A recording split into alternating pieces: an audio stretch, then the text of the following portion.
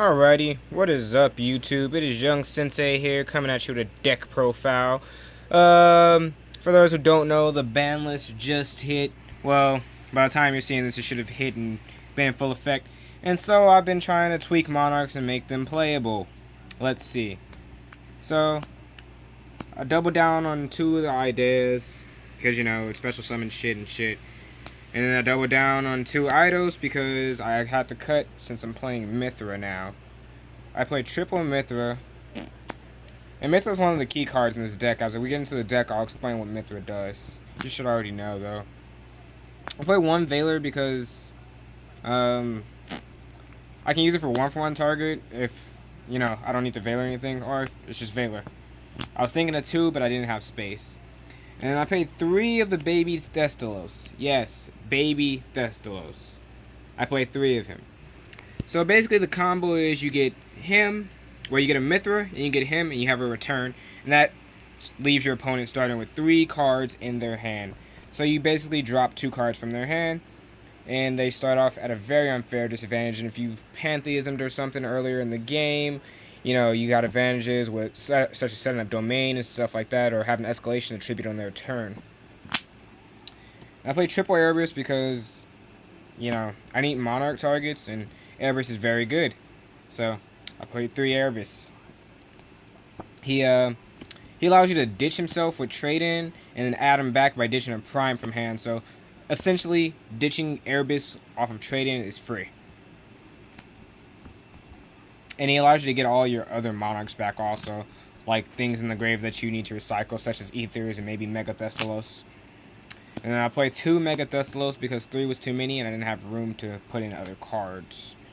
In Thestalos, he just negs your opponent's hand, and if you can pull off the combo where you get your opponent to start with three cards, good for you, because that's basically what you're doing now. Right now, Monarch is control. It's not brain dead where you can Pantheism into another Pantheism and do a bunch of bullshit. You kind of have to have some skill to play the deck now. And of course, I play the one of Ether because this card's stupid.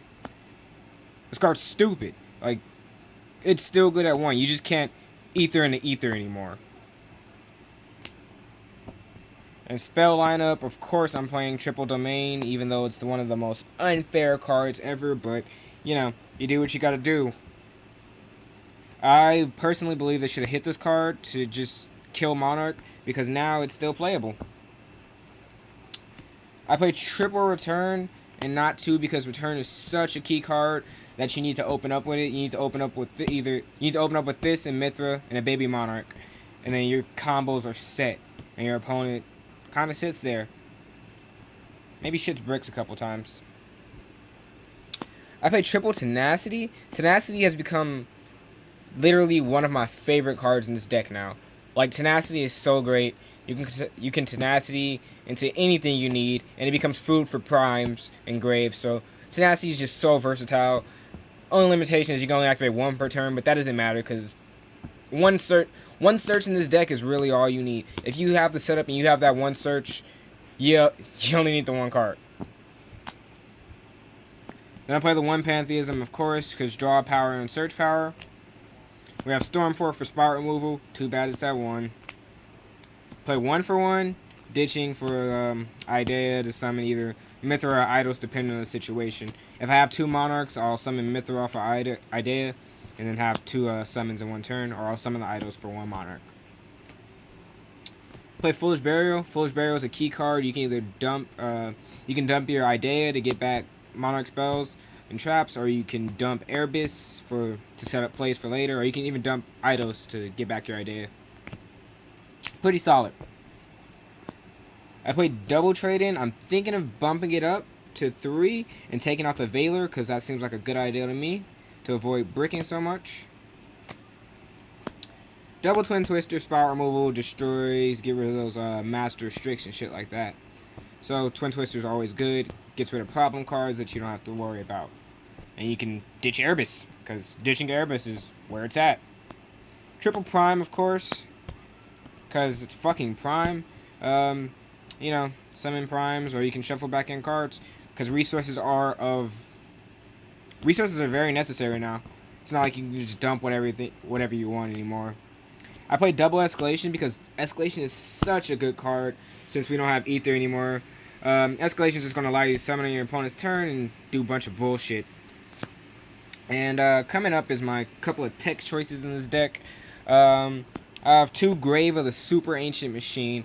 This card essentially just makes sure Blue Eyes doesn't kill you.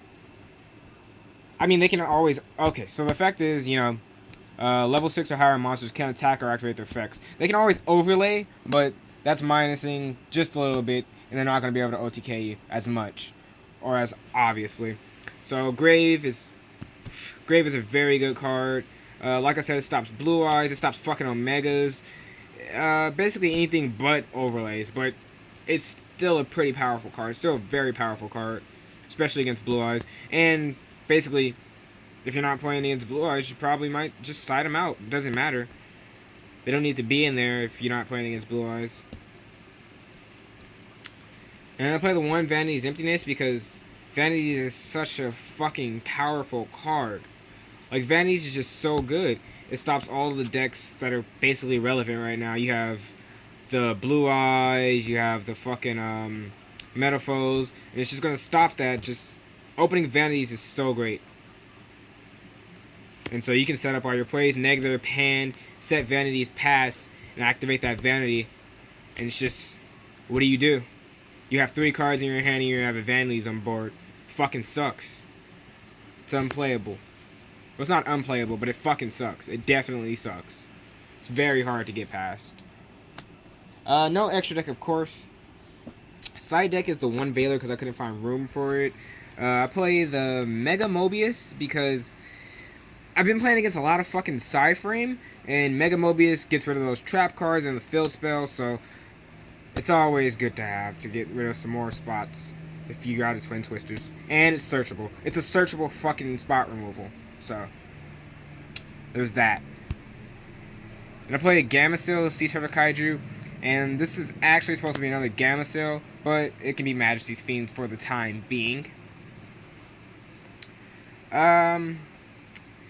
DD Crow, and I've had a lot of people ask me why DD Crow as opposed to Psycho Reader. It's simple because fucking Psycho Reader only banishes lights. DD Crow will banish 1 card whenever. Sure, it's only 1 card, but that 1 card, if you pick it right, can cripple a whole deck, you know? And even if it is Blue Eyes, I can just banish 1. It doesn't matter. Psycho Reader is just it's a little limited. So I'm trying DD Crow. DD Crow feels a lot better to me. I played Trap Eater because I fucking hate losing to Restrict. Like, I fucking hate losing to Restrict. So Trap Eater comes out, eats the shit up, and it's tribute fodder. I played double Ghost Trick Jack Frost because nobody likes getting fucking beat by Blue Eyes. So you can, you know, just Jack Frost, set the card, and if they can't follow up after that, then you fucking get to tribute off of it. So more tribute fodder like Trap Eater. There's the 1 Curse Seal for fucking Mirror Match, anything really. Pendulums, it stops pendulums. Mirror Match, Blue Eyes, you can always hit like the Gospel Revival or the Trade In, you know, cards like that. Or the Soul Charge. The Soul Charge is so good. You know, it's worth it to hit the Soul Charge with this. Even that Soul Charge is at 1, but Soul Charge makes so many plays live, and this stops it.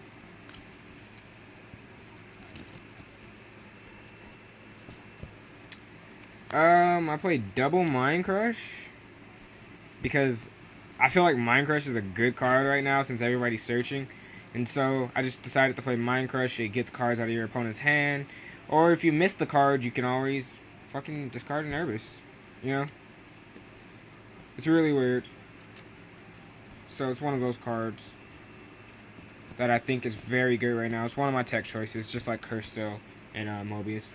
And then I played double 7 Tools. People ask me why 7 Tools as opposed to Wiretap. Simply because 7 Tools destroys. 7 Tools destroys the card. I don't want the chance of a Master Restrict going back in the deck and then they draw it again. You know, I may have advantage at that time, but I don't want to chance it at all. And it's nothing. It's 1,000 life points. It's 1,000 life points. It doesn't matter. It destroys the card, and it's a counter trap. So it keeps the restricts out of play. It can stop strikes. It can stop a lot of stuff right now. Because I've seen some people playing Treacherous Trap Hole. It can stop that. It can stop a lot of cards right now, and I feel like 7 tools is really good. And that's basically the whole deck profile. There's just one Trap Eater, but I'm not sure that's supposed to be in there. But that's the whole deck profile. Basically, key combos are opening Mithra, return, and a tribute summonable. And then that gives you 2 tributes, and hopefully you can neg your opponent's hand for 2. That's basically Monarchs right now, and I'm really enjoying the playstyle of it. It's a lot more skillful than what Monarchs were before the ban list, so it's giving me a lot of fun to play. I'm not sure how competitive I'm going to be playing Monarchs. I'll try it at a regionals. Probably not San Jose, but the next upcoming regionals, probably LA regionals. I'll try it out, and I'll see how far it takes me, because I'll still need to tweak some things. And I can take a look at regionals and see what the defining part of the meta is going to be, and how much I need to change up the deck. Because right now this is just playing. This was made before the ban list, so I'm not really sure what decks are going to be in play, and I'm just trying to just make it live and open. But that's my Monarchs. Remember, like, comment, subscribe. Don't call me the N-word, because that's not cool. And stay tuned for more videos. Thanks, guys.